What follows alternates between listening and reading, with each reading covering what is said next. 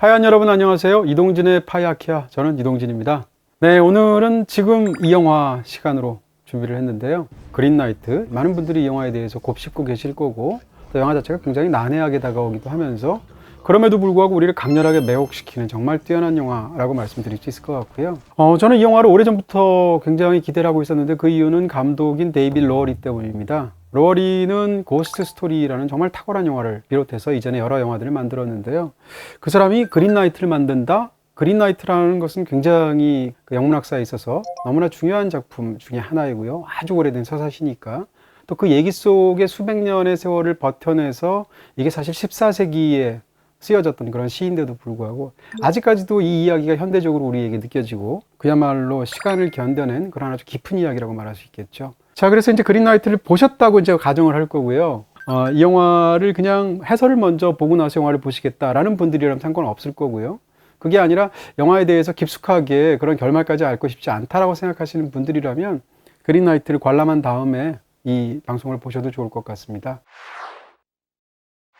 1번부터 하나씩 뜯도록 하죠.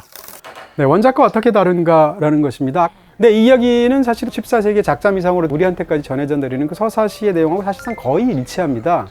근데 이 영화를 만든 그 데이빗 로어리는 자기가 직접 각색한 시나리오를 통해서 이 이야기를 좀 바꿉니다. 다시 말하면 원작에서는 이 모건 르페이라는 그 마녀가 가웨인의 이모입니다. 근데 여기서 영화를 각색한 감독은 이 주인공인 가웨이의 어머니로 바꾸죠. 그리고 그 마녀와 관련된 혹은 그린나이트에 바꿔낸 여러 가지 설정들을 바꿈으로 인해서 영화를 굉장히 흥미롭게 기존의 서사시하고도 이야기 스토리는 대체적으로는 같이 가지만 마지막에 가게 되면 전혀 의미가 딴판인 어떤 이야기로 만들어내는 그런 뛰어난 각색을 보여주게 됩니다.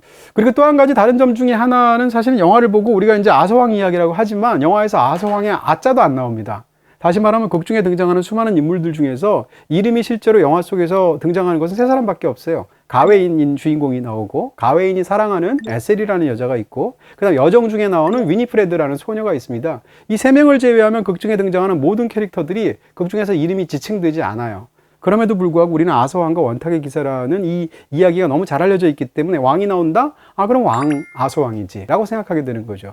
네, 이 이야기 자체가 워낙 그 영문학사에서 중요한 이야기이기 때문에 사실은 수많은 그 문학 사가들 혹은 뭐 연구자들에 의해서 이 이야기의 의미가 뭔지를 수많은 학자들이 그동안 연구를 한 결과들이 굉장히 많습니다. 가장 이 이야기를 일반적으로 받아들여지는 학계의 어떤 정설 이런 게 있다면 영국 역사에서의 어떤 서로 다른 두 가지 문명권, 정확하게는 문명과 자연의 대립을 이야기로 형상화했다라는 학자들의 견해가 있습니다. 극 중에 등장하는 것은 5, 6세기이고요. 그 당시에 아서왕은 말하자면 굉장히 보수적인 어떤 기독교 왕국이라고 말할 수 있습니다. 근데 5, 6세기라면 사실 영국에 그런 기독교가 전파된 것이 로마의 침공을 받았기 때문인 거거든요. 어쨌건 그렇다 보니까 이 영화에 등장하는 이야기, 다시 말하면 극 중에서 가웨인의 엄마로 등장하는 마녀, 이 사람 마법의 신봉자인데 이 사람은 극 중에서 말하자면 일종의 뭐라 그럴까요? 굉장히 자유분방하면서도 이 영국의 기독교 세력이 토착화되기 전에 있었던 그런 어떤 이교도들을 대표하는 그런 어떤 집단의 우두머리로 이 마녀인 모건 르페이가 상정이 되는 것이죠. 반면에 이제 그로 들어가서 기독교 문명을 갖고 있는 아서왕의 어떤 견해들이 있게 되는데 이 양자 사이의 대결을 벌이는 것으로 보여지고 있고요. 그런 의미에서 그린나이트는 상대적으로 자연을 뜻하는 것으로 극 중에서 형상화되고 반면에 이쪽은 문명을 뜻하는 것으로 형상화되는데 그런 부분에서 이 전체적인 그 모든 이야기를 영국 역사랑 관련돼서 혹은 말씀드린 것처럼 자연과 문명의 대립으로 이 이야기를 파악하려는 그 학자들의 견해가 있다라고 말씀드릴 수 있죠. 자, 이제 2번으로 넘어가도록 하죠. 가웨인은 왜 게임에 응했을까라는 것입니다. 자, 일단 이 가웨인이 게임에 응하기 직전의 상태가 영화 초반에 굉장히 짧게 묘사되는데 암시적이어서 명확히 캐치가 안 될 수도 있습니다. 이 영화가 시작하자마자 가웨인이 크리스마스 날 아침에 이 에셀이라는 여자가 자기 얼굴에 물을 끼얹으면서 침대에서 깨웁니다. 예수님이 탄생하셨어 라고 크리스마스 소식을 알리게 되는 건데요. 근데 그곳이 어디느냐? 제가 보기엔 유곽입니다. 그러니까 이 가웨인은 크리스마스 이브를 유곽에서 보낸 거예요. 그 전날에는 술을 진탕 마신 것으로 되어 있습니다. 그러니까 극 중에 등장하는 가웨인이 어떤 삶을 사는 사람인지 얼마나 쾌락이라든지 혹은 철부지 같은 행동에 이렇게 침윤되어 있는 사람인지를 사실은 영화의 초반부터 알 수 있다는 뜻이죠. 그리고 나서 이제 연회에 참석하게 되는데 다시 말하면 가웨인이 왕의 조카라는 굉장히 신분상으로 높은 그런 상황에 있지만 이 모임에 참석했을 때 기라성 같은 원탁의 기사들 사이에서 이 사람은 사실은 말석에도 있을 만한 그런 자격이 없을 정도의 그래 말하자면 변변한 어떤 그런 성취도 없고 인격적으로도 훌륭하지 않은 인물이라는 것이 영화에서 굉장히 중요합니다. 그런 상황이었는데 평소랑 달리 왕이 갑자기 옆에 비어있는 자리에 앉으라고, 너는 내 조카이지 않느냐라고 아서왕이 청하게 되고, 그래서 얼떨결에 그 귀한 자리에 바로 왕의 바로 옆자리에 앉게 되죠. 그 순간 그린라이트가 등장하는 거죠. 그 장내는 얼어붙게 되고 상대가 워낙 출중한 무공의 소유자 혹은 괴물처럼 보이니까 나서지 못하고 있는데, 그 상황에서 주인공이 나서게 됩니다. 나서는 그의 마음을 한번 추측해 보는 거죠. 왜 그랬을까? 그 사람 입장에서는 사실은 변변한 자기 어떤 무공이라든지 무용담이라든지 내세울 만한 자기의 이력이 없습니다. 그 상황 속에서 자기가 단 한 번의 그런 굉장한 용맹을 왕 앞에서 선보임으로 인해서 인정받고 싶은 거죠. 그러니까 그야말로 인정투쟁의 어떤 그 마음이 있었다는 게 첫 번째이고요. 두 번째는 그 바로 직전에 그린라이트가 등장하기 전에 왕과 대화를 합니다. 왕이 뭐라고 얘기하냐면, 자, 너의 용맹한 이야기를 한번 들어보자 라고 이야기를 하죠. 근데 막상 왕이 그렇게 자기한테 부탁을 했는데도 불구하고 해줄 얘기가 없습니다. 왜냐하면 자기는 그냥 유곽이나 돌아다니는 그런 쾌락을 좋아하는 그냥 젊은이에 불과하거든요. 바로 그런 이유 때문에 말하자면 자기만의 이야기를 만들기 위해서 그 자리를 자청했다, 이렇게 볼 수 있는 것이죠. 그러니까 어떻게 본다면 이 영화의 스토리 전체는 가웨인이 자기만의 이야기를 만들어가는 과정이다, 이렇게 볼 수도 있겠죠. 이 게임을 하고 바로 직전에 자기 조카인 가웨인이 나서니까 왕이 걱정이 돼서 뭐라고 얘기해 주냐면, 얘야, 그래봤자 게임이라는 것을 반드시 명심해라 라고 말을 했죠. 그렇지만 잔뜩 고무돼서 일종의 만용을 부리게 되는 가웨인의 입장에서는 긁어도 되는 목을 그야말로 참수를 하게 되는 것이죠. 이 영화의 거의 모든 이야기의 어떤 단계들은 기본적으로 주고받는 구도로 되어 있습니다. 그래서 남의 목을 쳐서 떨구었다면 자기의 목이 쳐서 떨구어짐을 당해야 되는 구조로 되어 있고, 다시 말하면 이 모든 이야기들은 어떻게 보면 업에 관한 이야기처럼 보이기도 합니다. 인과 응보에 관한 얘기처럼 보이기도 하고, 인간이라는 것은 그야말로 그 규칙 안에서 적당히 합을 겨루고 말면 되는 것을 굳이 나가서 상대의 목을 뱀으로 인해서 죽을 수밖에 없는 운명에 맞닥뜨리는 것이죠. 그런 인간의 어리석음 혹은 그런 어리석음이 초래하는 그 죽음의 순간을 다룬 굉장히 무거운 이야기로 사실상 영화가 시작하고 있는 것입니다. 자, 이제 3번으로 넘어가도록 하겠습니다. 굉장히 중요한 모티브일 텐데요. 네, 가웨인의 어머니는 대체 무슨 속셈일까? 영화에서는 이제 가웨인의 엄마가 이름이 안 나옵니다. 근데 아까 말씀드린 것처럼 제가 모건 르페이라는 이름을 쓰게 됐는데, 중세 기사담에서 일단 모건 르페이라는 그 캐릭터들이 굉장히 물의 요정으로 나오기도 하는데, 여기서는 이제 실제적으로 어머니로 정해졌기 때문에 제가 그 말을 쓰는 것이죠. 극 중에서는 이름이 안 나오지만. 어찌됐건 영화에서 이 이야기의 모든 것들에 말하자면 기획자? 라고 할 수 있는 인물이 바로 가웨인의 어머니입니다. 원작에서도 그렇고 영화에서도 그렇고 어쨌건 기본적으로 이 모든 일을 의도하고 짠 것이 바로 어머니가 마법을 부렸기 때문인 것으로 영화 속에서 형상화되어 있습니다. 그린라이트가 등장하기 직전에 연애가 벌어지게 되고 영화는 교차 편집을 하죠. 그러면서 보여주는 장면은 뭔가 하면 자기 여동생들과 함께 비밀리에 어떤 그린라이트를 만드는 그런 마법을 이 어머니가 하고 있는 것을 영화가 보여줍니다. 자, 그렇다면 그린라이트를 보낸 사람은 이 마녀인 가웨인의 어머니인 것 같습니다. 이게 이제 이 영화에서 각색과 관련해서도 가장 재밌는 부분 중에 하나일 텐데요. 영화의 초반에 보면 집에 찾아가서 엄마한테 가서, 엄마 지금 오늘 크리스마스 파티 하는데 같이 가자고 얘기하니까 어머니가 뭐라고 얘기하냐면, 매년 참석했는데 재미가 없다, 그러니까 올해 크리스마스 파티가 열리는 공연에 들어가지 않을 예정이다 하고 해서 엄마는 가지 않습니다. 그리고 또 다른 어떤 장소에 가서 이 마법을 통해서 그린라이트를 만들어내는 것이죠. 그리고 또 하나 재밌는 것은 아서 왕이 자기의 옆자리가 비어 있음을 알고 거기다 가웨인을 앉히게 되는 것이 이 모든 이야기의 시작이었는데, 아서 왕은 자기의 옆자리에다 왜 가웨인을 앉혔을까? 다시 말하면 그 자리는 왜 비어 있을까라는 거죠. 제 추측은 뭔가 하면 그 자리는 바로 모건 르페이의 자리였을 것입니다. 근데 그 해에는 크리스마스 파티에 어머니가 가지 않았거든요. 그러니까 모건 르페이가 없으니까 그 자리에 대신 그 아들인 가웨인을 앉히는 거죠. 다시 말하면 제 생각엔 어머니는 이 모든 사랑을 예견해서 이 상황을 만든 거고요. 그래서 일부러 그 자리를 비운 거고요. 그 자리에 자기를 아들을 앉히도록 유도한 것이죠. 왜 그랬을까? 엄마의 목적은 아들을 왕으로 만들고 싶었기 때문이라고 저는 추측을 하는 것입니다. 그렇다면 아들을 왕위에 앉히는데 왜 굳이 그린라이트를 보내야 할까라는 생각이 들 텐데, 아들은 사람들의 존경을 받고 왕위에 오르려면 결정적으로 필요한 무용담이 없습니다. 그러니까 아들을 위해서, 왕이 되기 위한 세팅에서 최적의 무용담을 만들어주기 위해서 그린라이트를 마법으로 만들어서 보냈다고 볼 수가 있는 것이죠. 그러니까 어머니 입장에서는 적당한 이야기로 만들어서 용맹단을 만들어주는 것이 목적이었는데, 아들이 심지어는 상대를 참수해서 1년 뒤에 참수당할 위기에 겪게 되니까 두 번째 마법을 부립니다. 그것은 영화 내내에서 가장 중요한 것으로 나오게 되는 녹색 허리띠를 만들어주죠. 마법의 허리띠를 만들어서 네가 이 허리띠를 허리에 차게 되면 어떤 일이 있더라도 상대의 칼날이나 도끼로 네가 상하는 일이 없을 것이다 라는 자기를 보호해 준다는 그런 어떤 마법의 성물을 만들어 주는 거죠. 그래서 허리띠를 채운 채 떠나게 합니다. 떠나게 하면서 아들이 그 험난한 여정을 떠날 때 어머니가 뭐라고 말하냐면, 아들아, 이 기회를 절대 놓치지 마라 라고 말을 하는데, 그 기회라는 것은 쉽게 얘기하면 자기만의 용맹담을 만들 기회, 그래서 돌아와서 왕이 될 기회를 뜻하는 것이겠죠. 자, 4번으로 넘어가도록 하겠습니다. 가웨이는 여정 내내 실패만 하던데, 이런 정도의 기사에 해당하는 주인공이라면 이 사람은 나가서 승승장구를 하거나 멋진 무용담을 펼쳐야 되는데, 여정 내내 가웨이는 헛발질만 합니다. 심지어는 거짓말을 하기도 하고 무서워서 벌벌 떨면서 상대보고 목숨을 살려달라고 구걸하기까지 하는 것이죠.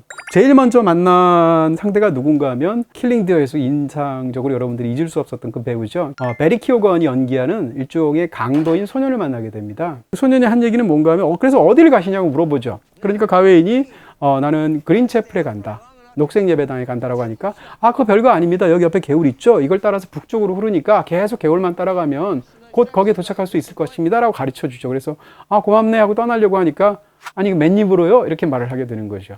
중요한 정보를 주었기 때문에 그에 대한 대가를 줘야 된다 라고 소년이 얘기를 하게 되고, 기가 막힌 이 가웨인 입장에서는 그래? 이거나 먹고 떨어져라 라는 심정으로 동전 하나를 집어 던지고 가게 되죠. 그리고 나서 이 소년이 돌아와서 강도로 그를 말도 뺏고 녹색 허리띠도 뺏고 모든 것을 도끼까지 빼앗아서 가는 장면이 그 다음에 나옵니다. 그런 부분에서 가웨이는 처음부터 상대가 베푼 친절이나 선물에 대해서 그에 합당한 대우를 하지 못했기 때문에 이 일을 겪는 것으로 보입니다. 이 테마는 이제 영화 속에서 굉장히 중요하게 느껴지는데, 그 부분이 이제 뒤로까지 이어지게 되는 거죠. 두 번째로 만나는 인물은 수수께끼 같은 인물인데, 목이 없는 소녀를 만나게 되죠. 갑자기 어떤 소녀가 나타나더니 자기의 잘라진 목을 찾아달라는 이야기를 하게 되고, 그 말에 대해서 연못 깊숙이 들어가서 해골을 건져서 그녀를 복원시켜주는 것이 영화의 굉장히 기이한 이야기로 두 번째로 나오게 됩니다. 근데 어쨌건 이 위니프레드와의 관계에서 가장 기이한 것은 아까 말씀드린 것처럼 주고받는 테마입니다. 무슨 얘기인가 하면, 이 첫 번째 그 소년하고도, 그 강도 소년하고도 잘못 주고받은 것처럼 소녀가 와서 부탁을 하죠. 내 잘린 목이 연못에 들어갔으니까 구해 주십시오 라고 말을 하니까, 대뜸 가웨인이 뭐라고 하냐면, 그렇게 해서 내가 목을 꺼내서 당신 목에 붙여주면 당신은 나한테 뭐 해줄 건데? 라고 이야기를 하죠. 그러니까 이 사람은 초반부터 여정 내내 계속 실패만 한다는 것이 자기의 용맹을 떨칠 수 없다라는 것도 있겠지만, 다른 한편으로는 도덕적으로도 계속 실패하는 겁니다. 상대가 큰 도움을 줬는데 그에 대해서 동전 한 입으로 때우려고 했다든지, 아니면 절박하게 자기 머리를 끄집어내달라고 했는데 그럼 뭐 해줄래? 라고 이야기를 한다든지, 그런 부분에서 이 사람은 도덕적으로 계속 실패하고 유혹에 넘어가고 이러면서 영화의 마지막 장면까지 넘어가는 그런 설정으로 되어 있다는 것이 굉장히 중요하겠죠. 자, 이제 5번으로 넘어가도록 하죠. 성에서는 무슨 일이 벌어지는 건가? 이 성에서 벌어지는 일들은 굉장히 기묘한 느낌이 듭니다. 가웨인이 어떤 성에서 아침에 깨어나게 되는데, 성주인 사람이 자기를 깨우더니 당신이 그린채플에 가려고 하는데 아직 4일이나 남았는데 여기 하루 정도만 가면 되는 거리에 그린채플이 있으니까 걱정하지 말고 며칠 동안 푹 쉬고 가라고 이야기를 하게 해주죠. 그래서 성주가 그렇게 친절할 뿐만 아니라 그 성주에게는 굉장히 아름다운 부인이 있었던 것이죠. 근데 부인이 자기에게 굉장히 친절을 베풀면서 은근히 자신을 유혹하려고 하는 어떤 행동들을 하게 되는데, 그로부터 주인공이 갈등하는 이야기가 이 성에서 펼쳐지게 됩니다. 흥미로운 것은 뭔가 하면 데이빗 로어리가 이 성주의 부인이 되는 그 중요 캐릭터를 에셀과 같은 배우로 1인 2역으로 캐스팅했다는 것입니다. 이 사람은 영화의 초반부에서는 그 에셀로 나오죠. 그러니까 굉장히 좋은 관계로 사랑하지만 사실은 결혼까지 하고 싶지 않은, 왜냐하면 상대가 당시로서는 굉장히 비천한 그런 계급에 있으니까, 그런 신분에 있으니까. 그러다가 이 성에 도착해서 부유한 성의 성주의 부인을 만나게 되는데, 너무나 아리따우고 멋진 여자인데 자기를 유혹하는데 얼굴이 똑같은 거죠. 결정적인 순간이 되면 이 성주가 며칠 동안 사냥을 가는 여행을 하게 되는 것이죠. 그렇게 비어있는 집에서 밤에 그녀가 찾아와서 자기를 유혹하는 것 같은 장면이 굉장히 강렬하게 이 성에서 펼쳐지게 됩니다. 그런데 이 영화의 이야기를 굴러가게 만드는 가장 중요한 어떤 동력이 있다면 주고받기의 동력이라고 제가 말씀드렸잖아요. 그런 구조라고 말씀을 드렸는데, 성주도 그렇고 성주의 부인도 그렇고 가웨인에 대해서 우리가 서로 뭔가를 주고받아야 되지 않느냐라는 말을 각각 한다는 것이죠. 부인은 먼저 자기가 직접 써서 필사한 책 한 권을 주게 되죠. 그 책을 펼치면 하트 모양으로 되어 있습니다. 그러니까 말하자면 사랑이나 어떤 성적인 유혹이나 이런 것을 뜻하게 되는데, 그 책을 선물하니까 가웨인이 감사의 마음으로 받죠. 근데 그러고 나니까 성주의 부인이 이런 말을 하죠. 신사다우신 그런 기사라면 당연히 입맞춤을 보상으로서 선물해야 되는 것은 아닌가요? 라고 유혹을 하죠. 남편도 마찬가지입니다. 어떤 이상한 제안을 하게 되냐면 내가 지금 사냥을 나갈 텐데 사냥을 나가서 뭔가 잡아와서 짐승을 갖고 오면 그 짐승을 선물로 당신에게 주겠다. 나는 바깥에서 잡은 무언가를 당신에게 선물로 줄 테니까 당신은 그동안 안에 있다가 안에서 얻게 된 무언가를 그 답례로 나에게 선물로 달라 라는 얘기를 하게 되죠. 그랬는데 영화의 마지막에 되면 집을 떠나기 직전에 성주가 선물을 실제로 줍니다. 자기가 잡아온 거를. 그 성주가 뭐였냐면 여우였습니다. 그걸 선물로 주면서 하는 얘기는 내가 밖에서 잡은 걸 너에게 주니까 당신도 안에서 얻게 된 걸 나에게 달라라고 하죠. 안에서 받은 것은 입맞춤으로 표현되는, 말하자면 두 사람 사이의 성적인 관계일 수도 있고요. 또 한 가지는 그것을 은유하는 것으로 보이는 영화 속에 등장한 바로 이 녹색의 허리띠입니다. 다시 말하면 여우를 선물 받았다면 안에서 얻은 것, 녹색 허리띠를 남자에게 주어야 됩니다. 근데 녹색 허리띠를 받았다는 사실 자체를 감추거든요. 그러면서 아까 말씀드린 것처럼 4번 내내 실패했던 도덕적인 실패를 여기서도 반복하게 되는 것입니다. 그러면서 영화의 마지막 장면으로 넘어가게 되는 것이죠. 저는 이 성에서 벌어진 모든 일들이 사실상 가웨인의 어머니인 마법사이면서 마녀인 그녀가 마법에 의해서 만들어낸 것이라고 생각하는 거예요. 무슨 이야기인가 하면 이런 겁니다. 이 성부수와 성주의 부인이 둘이 이 커다란 성에 살게 되는데 거기에는 아마도 앞을 못 보는 것 같은 어떤 할머니가 있는데 그 할머니는 눈에다가 이렇게 눈 가리개를 붕대처럼 하고 있는 것이죠. 이 성에서 벌어지는 일들은 말하자면 어머니인 모건 르페이가 다시 말하면 눈 가리개를 하고 있는 그 할머니로 변장한 것처럼 보인다라는 것이죠. 그렇게 볼 수밖에 없는 게 시각적으로 매치가 되도록 어머니가 초반에 그린라이트를 만들어낼 때 똑같이 마법을 할때 똑같은 부대 같은 눈가리개를 하면서 그 마법을 사용했었거든요. 그런 부분에서 이 영화에서 이제 유혹하는 장면이 굉장히 중요한데 유혹할 때 무엇이라고 얘기하는가라는 것이 의미가 있겠죠. 성주 부인은 거기서 분명히 성적인 유혹이라고 보이지만 그 말을 바꿔서 말합니다. 너는 마법을 믿느냐? 당신은 마법을 믿습니까? 라고 묻고 가웨이는 성적으로 완전히 압도되어 있으니까 나는 마법을 믿는다 라고 말을 하죠. 그러니까 여성은 뭐라고 이야기하냐면 성주 부인은 당신을 위해서 마법의 허리띠를 만들었다 라고 하면서 녹색 허리띠를 주면서 이거를 주면 당신은 어떤 칼날과 도끼날에도 해를 받지 않는 당신을 보호해주는 그런 허리띠일 것이다 라고 말하는 순간 격정에 불탄 그가 마법의 허리띠를 뜯어내면서 이 모든 일들이 이루어지는 것으로 영화가 은유되고 있죠. 다시 말하면 둘 사이에서 유혹에 넘어가서 갖게 되는 성적인 관계는 극 중에서 마법으로 은유가 되고 있고 그 마법은 녹색 허리띠로 은유되고 있다라는 사실이 굉장히 중요합니다. 이것이 영화의 후반부로 가게 되면서 시각적인 어떤 굉장히 깊숙한 어떤 은유들을 만들어내고 그게 마지막을 향해서 달려가는 구조를 갖고 있다는 것이죠. 자, 이제 6번째 항목으로 넘어가도록 하겠습니다. 녹색 허리띠는 왜 자꾸 나오나? 네, 이 영화 속에는 녹색 허리띠가 2개 나옵니다. 하나는 처음에 그 모든 여정을 떠날 때 어머니가 그의 안위를 걱정해서 마법으로 만들어준 첫 번째 녹색 허리띠죠.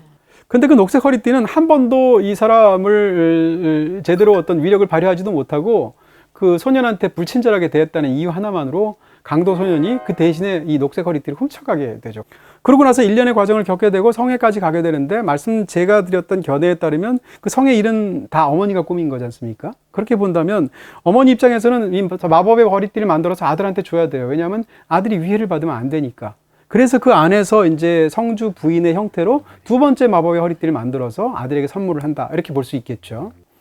근데 이 마법의 허리띠인 이 녹색 허리띠라는 것의 어떤 효능이 뭐냐?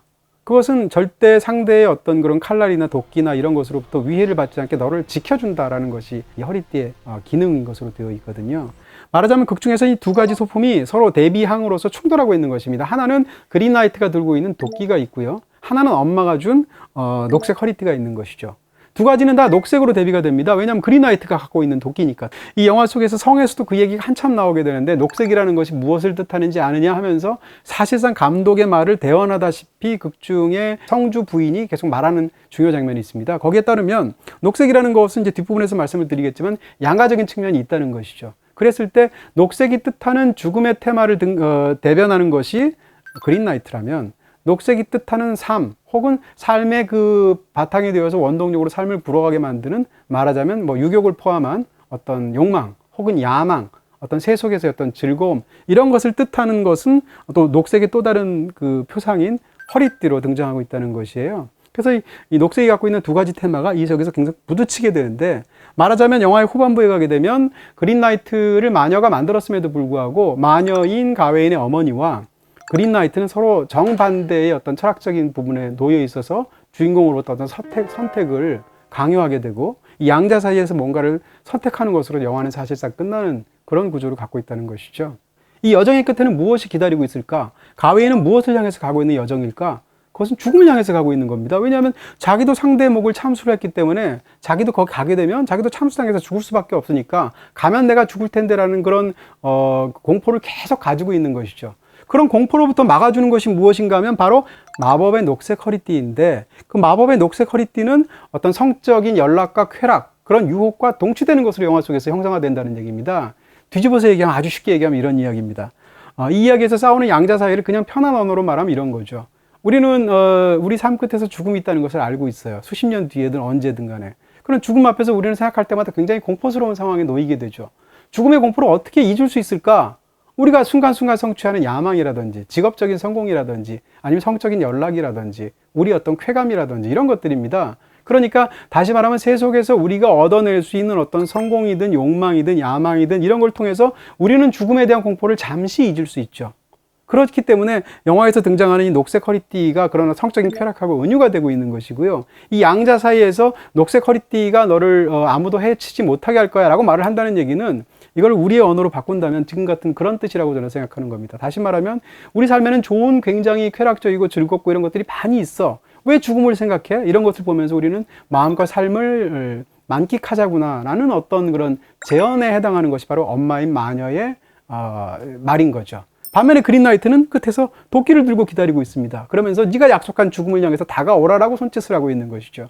그런 부분에서 이 영화에 등장하는 수많은 욕망과 이 영화의 끝에서 어둡게 기다리고 있는 죽음에 대한 공포는 사실은 동전의 양면 같은 관계이고, 이런 욕망을 통해서 죽음에 대한 공포를 잊을 수 있다라고 계속 유혹하거나 거기에 대해서 제언을 하는 것이 성주 부인이거나 어머니인 마녀이거나 이렇게 되는 것이죠. 이 양자 사이의 이야기를 결국은 다루는 굉장히 철학적인 테마일 것이다, 이런 말씀을 드릴 수가 있습니다.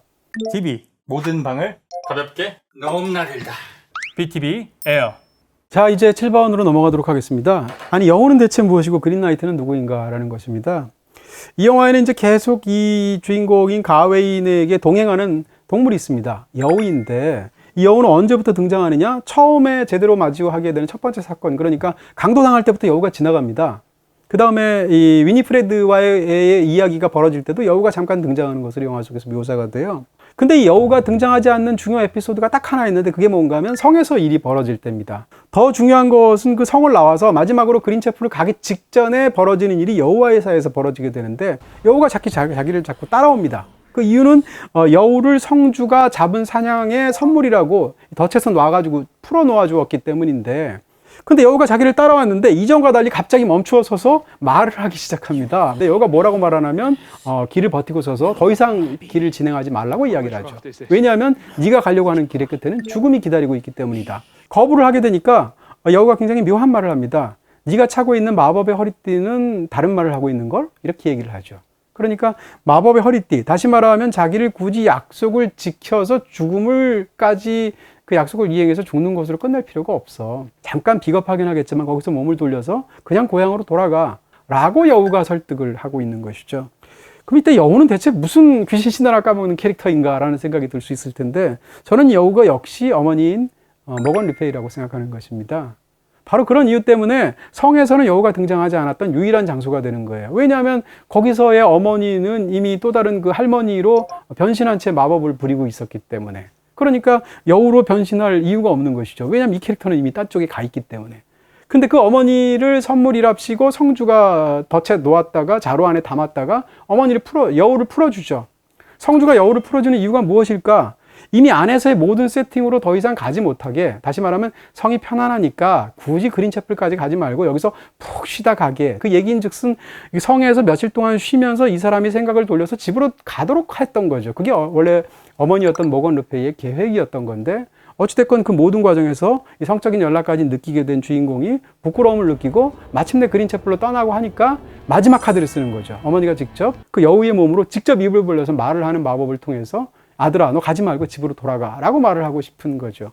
그런 부분에서 이 여우는 영화 속에 등장해서 내내 여정에 동행하면서 아들이 제대로 임무를 수행하고 적당히 용맹을 쌓고 그런 과정에서 돌아가서 다시 그 왕으로서 승계를 하도록 하기 위한 어머니인 머건 르페이의 동행이었다, 이렇게 본다는 것이죠. 네, 그렇게 본다면 그린라이트는 누구인가 라는 장면인데, 지금 마침내 1년 만에 크리스마스 날 그린나이트를 다시 만나게 되죠. 그린나이트를 마침내 만나는 장면은 이 영화에서 가장 잊지 못할 명장면 중에 명장면이라고 생각이 드는데, 그 만나게 되고 있을 때 그 계단, 그 숲에 있는 그 그린채플이라고 불리는, 그래봤자 숲속의 어떤 그런 장소 중에 하나일 것에 불과한데, 그린나이트가 처음에 나올 때 마치 졸고 있는 것처럼 보입니다. 그러니까 가서 자기 용건을 말하고 어쨌건 목을 내어서 참수를 당하든 아니면 뭔가 이렇게 합의를 보든 해야 될 텐데, 일정한 거리를 두고 그린나이트를 쳐다보면서 많이 보고 있는 장면이 있습니다. 가웨이는 대체 무슨 생각을 했을까라는 것이죠. 그린나이트의 얼굴을 보면서 수많은 것들을 떠올리게 되죠. 그때 관객이 떠올리는 이전의 대사가 있었습니다. 그 목이 잘린 채 없었던 소녀인 위니프레드가 했었단 말인데, 자, 이제 당신이 내 목을 찾아다 줬으니까 나도 답례를 하겠다라고 하면서 그 소녀가 뭐라고 얘기했냐면, 중요한 것을 알려주겠다. 그린나이트는 바로 당신이 알고 있는 사람이다. 이렇게 말을 해준다는 것이죠. 그러면 그린나이트는 대체 누구인가 라고 생각하게 되는데, 제 나름의 어떤 답을 이야기한다면 그가 만나왔던 그 모든 사람의 총합 같은 인물인 것입니다. 그리고 혹은 자기 자신인 것입니다. 그러니까 그렇게 1년 동안 두려움에 떨면서 그린나이트를 마침내 목도하게 되었을 때, 하룻밤낮 그 앞에 서가지고 계속 그의 얼굴을 쳐다보고 있을 때, 그 얼굴에서 그가 발견한, 가웨인이 발견한 것은 무엇이었을까? 바로 마지막에는 자기 자신의 얼굴이었을 것입니다. 그렇게 본다면 이 영화 속에서 마지막에 벌어지는 이 그린나이트와의 사이에서의 어떤 과연 도끼로 목을 자를 것인지 등등의 것을 포함해서 그 모든 일들은 무척이나 의미심장한, 그 다음에 관객에 따라서 굉장히 다양하게 받아들일 수 있는 그런 어떤 이야기 설정으로 보이는 것이죠. 자, 이제 영화에서 여러분들이 아마 가장 궁금해 하시는 게 8번과 9번일 것 같은데, 영화의 클라이맥스이자 엔딩이라고 할 수 있겠죠? 보도록 하겠습니다. 동반부의 기나긴 판타지의 의미는 제가 이렇게 한번 붙여봤는데요.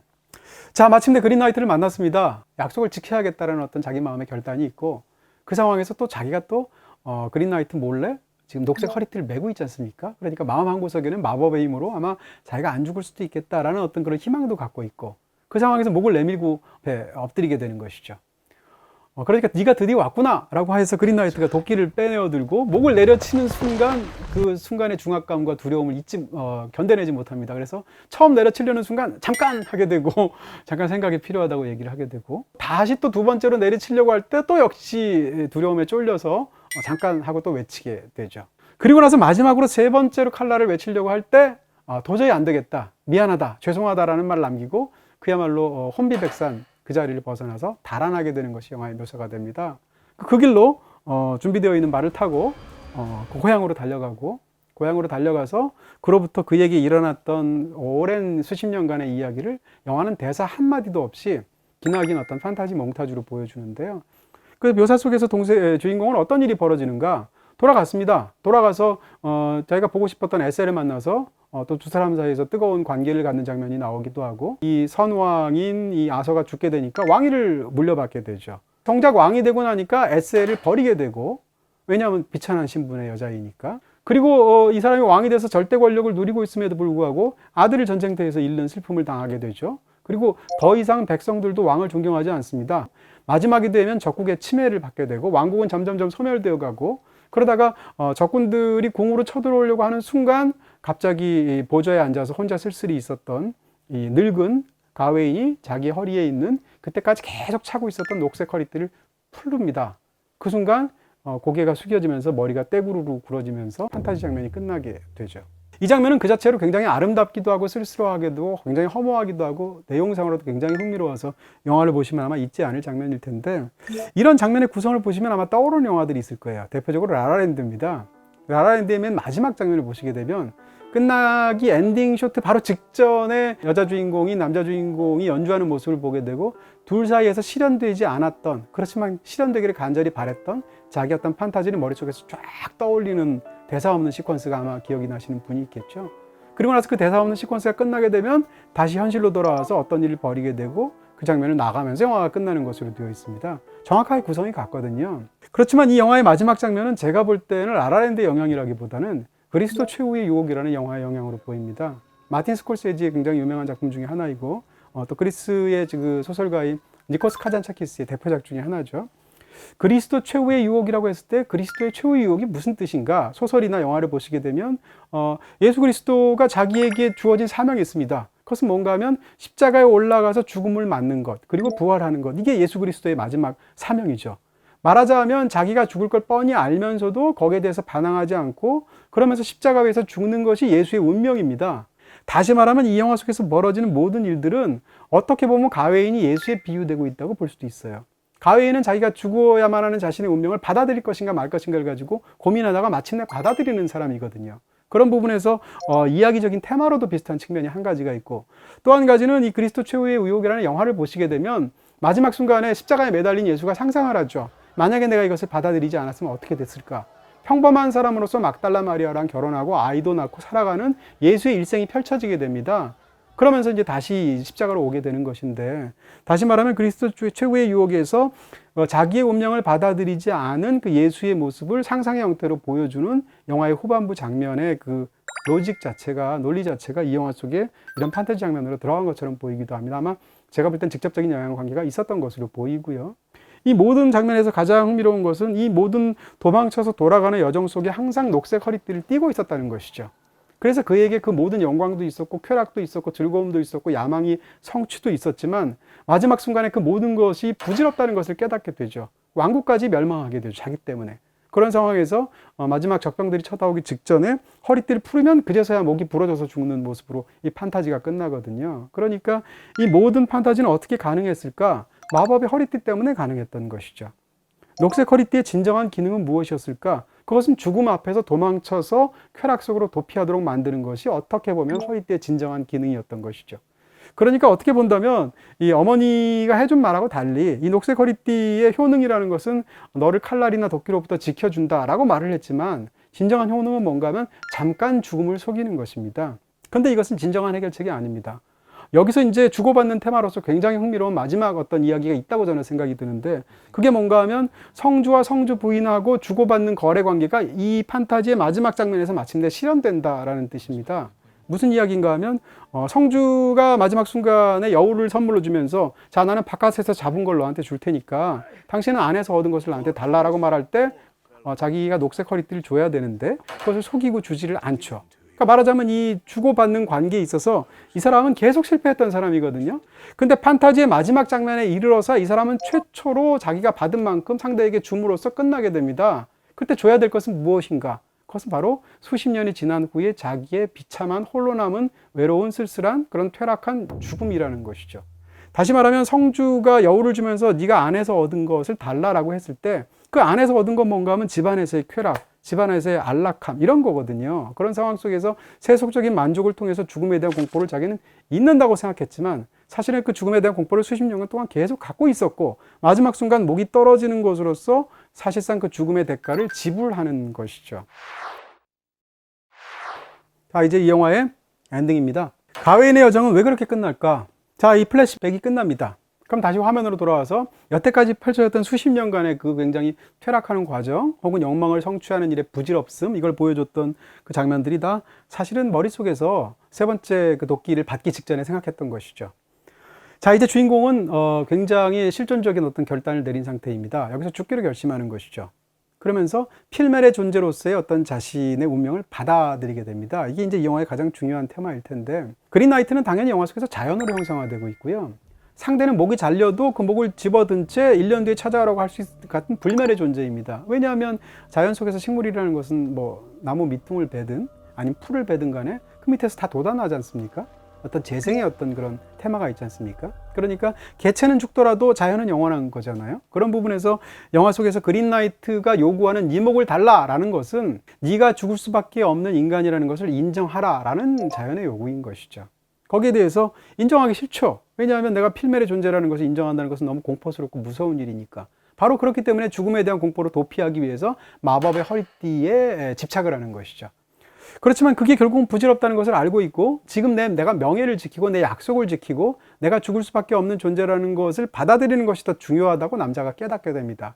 마침내 그래서 그 칼날을 받게 되고 아마 참수될 것이고, 그로 인해서 이 사람은 아직 기사 서임을 받지 않았지만 그 참수형을 통해서 사실상 진정한 기사가 되는 이야기다 라고 볼 수 있는 것입니다. 말하자면 이 사람은 영화 전체를 통해서 딱 한 번 마지막에 성공했죠. 근데 그 마지막에 그 고귀한 결단으로 인해서 마침내 고결한 존재로서 자기의 필멸을 받아들이고 죽는 존재가 되는 것입니다. 근데 재밌게도 이 영화는 마지막 순간에 그런 결단을 내리고 주인공은 마지막에 허리띠를 푸릅니다. 푸른다는 이유는 뭔가 하면 더 이상 그런 죽음을 속이는 임시 방편으로서의 욕망이라든지 어떤 그런 것들에 휘둘리지 않겠다라는 선언이고, 죽음을 그 자체로 운명처럼 받아들이겠다라는 뜻이겠죠. 그래서 허리띠를 푸른 채 목을 내미는 순간 이 그린나이트가 칭찬을 하죠. 용감한 기사여, 너무나 훌륭했다. 자, 이제 네 목을 베마, 이러면서 도끼를 집어들면서 영화가 딱 끝납니다. 영화 뒤에는 무슨 일이 벌어졌을까? 이거 아무 의미가 없죠. 왜냐하면 감독이 여기까지 보여줬으니까.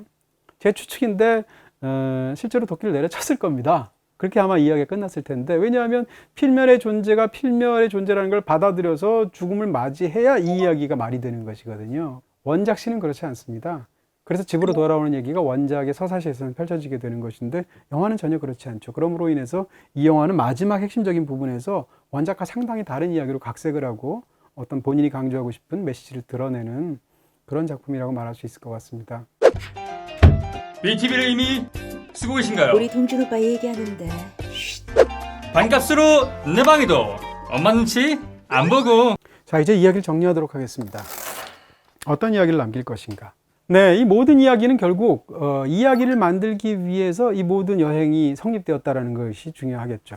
애초에 어머니였던 이 가웨인의 어머니의 이 모든 마법을 부려서 이 모든 일을 술수를 썼던 이유는 뭐냐? 아이에게 근사한 이야기를 만들어주기 위해서. 주인공이 모든 이야기를 떠났던 이유가 뭐냐? 자기한테는 용맹담이 없다는 것이 너무 초라해서 나만의 멋진 이야기를 만들고 싶어서. 그래서 여정을 떠난 거죠. 사실은 8번이나 9번이나 어떤 걸 선택해도 인물이 죽는다는 테마는 똑같습니다. 다만 지금 당장 도끼날에 목이 잘려서 죽을 것인가? 아니면 수십 년 뒤에 목이 또 날아가서 죽을 것인가? 이 두 가지 선택 중에 하나인 것인데, 얼핏 봐서는 수십 년을 더 사니까 8번이 훨씬 더 좋다고 보일 수도 있겠지만, 주인공은 9번의 죽음이 훨씬 더 좋은 죽음이라고 생각한 거예요. 그래서 9번을 택하는 이야기를 자기가 택한 거죠. 자기의 이야기의 종결을 자기가 맞은 것입니다. 8번의 이야기의 종결은 자기가 맞은 게 아니에요. 자기는 그 종결을 짓지 않으려고 피리어드를 찍는 순간은 계속 유예한 거죠. 그렇지만 그 끝에서는 결국 어쩔 수 없이 왕국도 망하고 자기도 망하는 상황에서 결국 목이 부러져 죽는 그런 비참한 죽음으로 귀결되겠죠. 그러니까 이 영화 속에서는 두 가지 죽음이 경합하고 있는 것입니다. 하나는 뭔가 하면 자기도 어쩔 수 없는, 더 오래 살긴 하지만 굉장히 비참하고 허망한 상태에서 죽는 죽음이 있고요. 9번처럼 자기는 이미 결단을 했기 때문에 타인에 의해서 그 자기의 결단에 따라서 피살되는 방식이 있는 거죠. 8번에서는 그냥 죽는 거고 9번에서는 피살되는 것입니다. 피살되는 건 자기의 의지와 관련이 없는 것이거든요. 다만 자기는 죽음을 선택했던 것이죠. 그랬을 때 지금 당장 그 약속의 일환으로서 필멸의 존재인 죽음을 받아들이느냐라는 9번의 선택과 지금 당장은 죽음이 무서워서 그로부터 도피돼서 어떤 일들이 계속 사는 것 같지만 결국은 어떻게 보면 더 비참한 죽음이라고도 볼 수 있는 그런 8번의 죽음에 귀결하느냐라는 두 가지 사이에서의 굉장히 심각한 그런 어떻게 보면 철학적인 그런 선택을 해야 되는 주인공의 상황에 놓이게 되는 거죠. 그 중에서 주인공은 결국 9번의 이야기를 선택했다라는 것이고, 이 이야기는 바로 떠났을 때 엄마가 처음에 크리스마스 파티에 가지 않으면서 했던 이야기하고도 상통하죠. 가서 잘 즐겨보고 네가 보았던 것을 나한테 갖다 와서 들려주려마 라고 이야기를 하게 되는데, 그렇게 어머니에게 들려줄 이야기로 사실은 8번의 이야기, 그러니까 판타지 속에 등장하는 이야기가 사실은 어머니가 원했던 이야기거든요. 그러니까 마치 엄마가 만들어낸 이야기를 처음대로 따라갔더라면 8번의 귀결로 실제로 끝났겠죠. 그렇지만 어머니인 모건 르페이의 이야기를 거부하고 자기만의 이야기로 숲속의 그린채플에서 피리어드를 찍음으로 인해서 이야기를 끝내는 것이죠. 그러니까 어떻게 보면 이 전체 이야기는 가웨이가 자기만의 이야기를 쟁취하는 이야기다라고 볼 수도 있고요. 성주의 부인이 선물로 준다는 그 책에는 무슨 이야기가 쓰였을까? 바로 종반부에 돌아가는 판타지 얘기가 썼었겠죠. 왜냐하면 그 모든 것은 같은 의미의 항으로 묶여있기 때문입니다. 그런 측면에서 어떤 이야기를 남길 것인가라는 훨씬 더 텍스트 바깥의 어떤 시선으로 본다면 이 이야기가 굉장히 풍부하게 느껴지는 지점이 있을 것이고요. 결국은 이 영화는 관객들에게도 비슷한 질문을 하고 있는 것이죠. 그러니까 당신은 당신 삶에서 어떤 이야기를 남길 것이냐라고 묻고 있는 셈이고요. 그런 부분에서 이 장대한 중세의 대서사시를 오늘날의 이야기의 관객의 이야기로 바꿔서 영화를 종결짓고 있는 것입니다. 네, 이렇게 해서 최근 개봉했던 그린나이트라는 영화를 상당히 좀 깊게 다루어 봤는데, 말씀드린 것처럼 지금 드렸던 답변들이 다 예를 들면 여우는 이동진 평론가가 그러는데 엄마래 이런 식으로 이게 정답인 것처럼 돌아다니는 그런 상황을 원치 않고요. 다만 이 영화를 받아들이고 우리 더 사랑하게 만드는 하나의 일종의 또 다른 대안의 이야기 혹은 뒤의 이야기로서 넓게 받아들였으면 좋겠다 이런 말씀을 드리게 됩니다. 다음에 또 좋은 영화로 찾아뵙도록 하겠습니다. 감사합니다.